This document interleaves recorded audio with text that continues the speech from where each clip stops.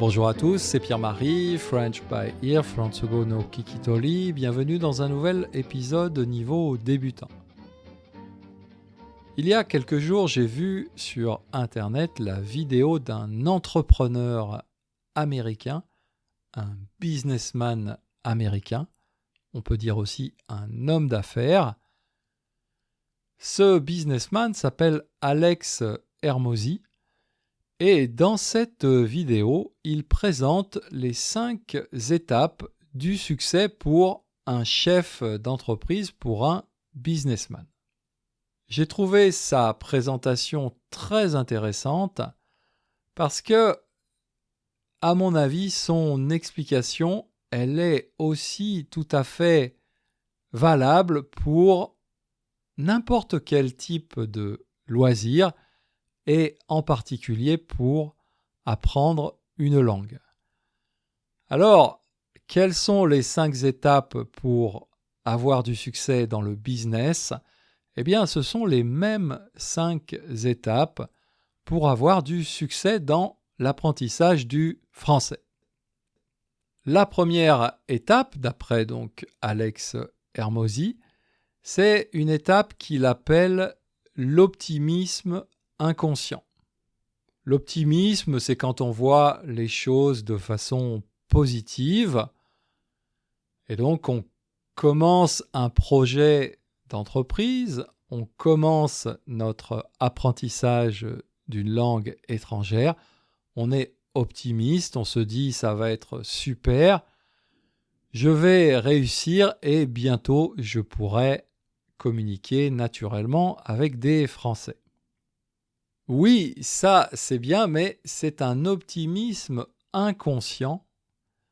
Inconscient, ça veut dire qu'on ne comprend pas à ce moment-là véritablement la difficulté de ce projet, donc soit un projet d'entreprise, de business, soit un projet d'apprentissage d'une langue, donc optimisme inconscient, en anglais on va dire unconscious optimism, et en japonais probablement muishiki tekina rakan.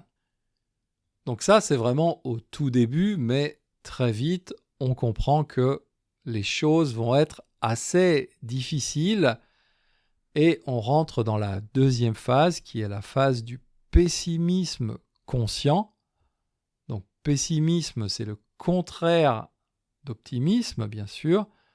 Donc, optimism, pessimism en anglais et rakan, hikan en japonais. La deuxième phase, c'est donc le pessimisme conscient.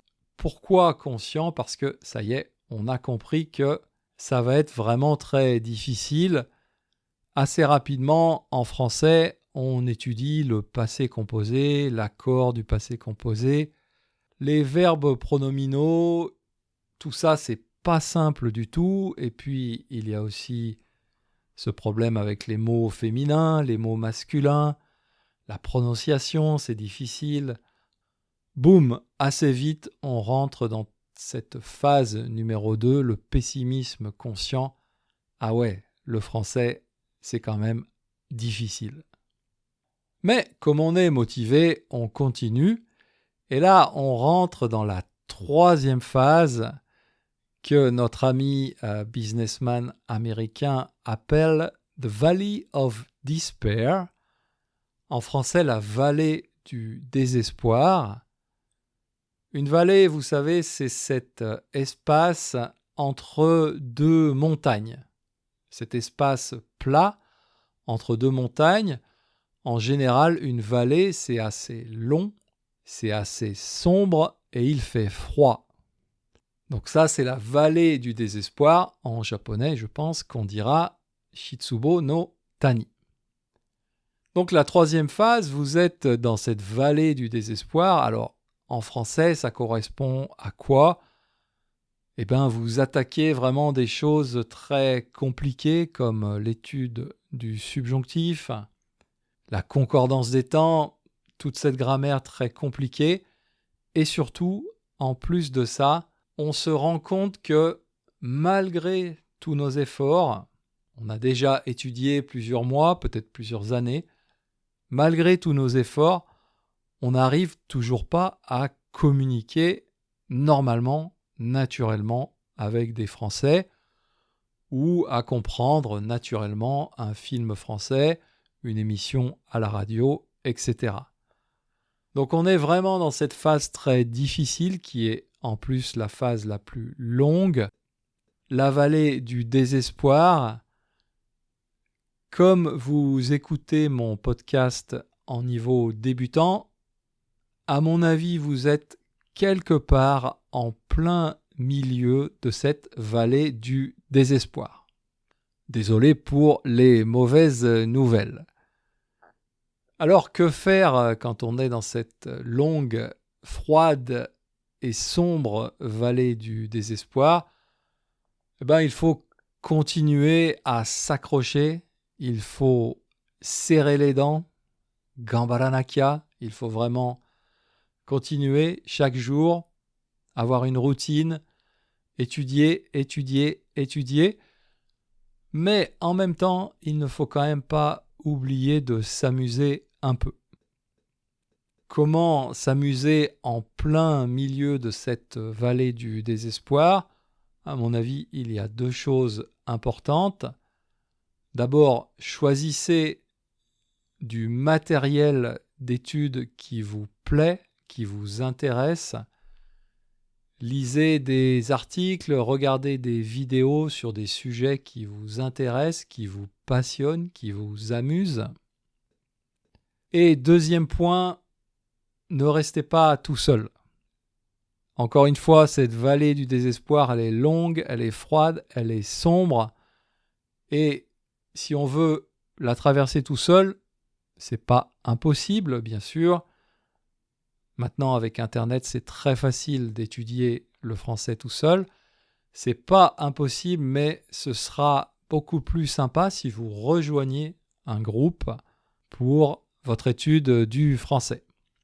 Donc, par exemple, inscrivez-vous dans une école, si vous pouvez, où vous aurez d'autres personnes qui, comme vous, ont du mal dans leur étude du français. Je propose maintenant aussi des cours de conversation en groupe par Internet. Vous pouvez trouver toutes les informations sur mon site frenchbyear.com. Et donc, si vous êtes en groupe avec des amis, avec des copains, avec des relations, ce sera plus simple et vous arriverez un peu plus vite à la 4e étape, à la 4e phase du succès, qui est une phase que M. Hermosi appelle l'optimisme conscient. Et oui, on est conscient des difficultés puisque on travaille le français depuis maintenant longtemps quand on arrive dans la phase 4. Donc on est conscient, mais on devient optimiste parce que on commence à rencontrer des situations où, tiens, ah ouais, là, j'ai vraiment bien compris ce film. Là, j'ai vraiment bien compris ce dialogue. Ah, là, j'ai pu aider un Français à trouver son chemin dans Tokyo, par exemple. Ou alors, tiens, là, j'ai pu réserver un restaurant au téléphone en français. Donc, c'est cette phase, cette 4e phase où vraiment tout le travail effectué porte ses fruits et on commence vraiment à le réaliser. Et bien sûr, la dernière étape, la dernière phase, c'est la phase finale, c'est le succès. Vous arrivez enfin à votre objectif qui, pour la plupart d'entre vous, est simplement d'arriver à communiquer de façon naturelle avec des Français, même si ce n'est pas dans un français absolument parfait. Voilà, en tout cas, je vous souhaite d'arriver le plus rapidement possible à cette dernière étape, à ce succès dans votre étude du français. Et sur ce, je vous dis à bientôt, mata jikai.